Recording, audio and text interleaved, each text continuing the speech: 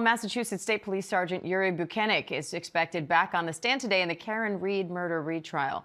Buchanan has spent most of Friday reading what the defense calls flirtatious text messages between Reed and ATF agent Brian Higgins.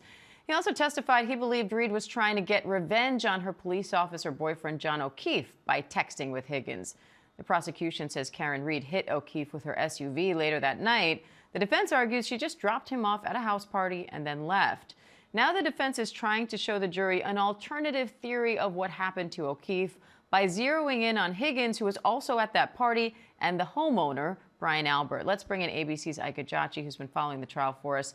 Ike, how critical are these text messages for the defense? Well, Diane, these text messages were a pivotal moment in Friday's testimony. One, it established a different type of relationship dynamic. This entire time, the prosecution has been trying to paint this case as something between John O'Keefe and Karen Reed. These text messages, which were flirtatious, often very intimate in nature, showed a complex dynamic between Reed, O'Keefe, and Brian Higgins. It also opened the door for alternative suspects and theories. Now, we saw the defense try to suggest different kind of motives that include jealousy, maybe conflicts involving multiple partners, not just Reed and O'Keefe. Now, another thing it did, it also questioned the investigation. Having Sergeant Buchanan read aloud those text messages allowed the defense to question whether or not this investigation was properly handed out, by alluding to the fact that other people weren't really questioned, like Higgins, or even the implication of these messages, Diane. They also went through surveillance video from the bar the group went to before that house party. They're talking about posturing, where one person was standing, where another person was standing.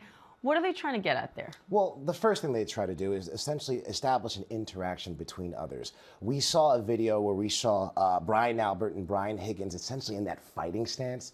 We saw Buchanan concede that they were just roughhousing.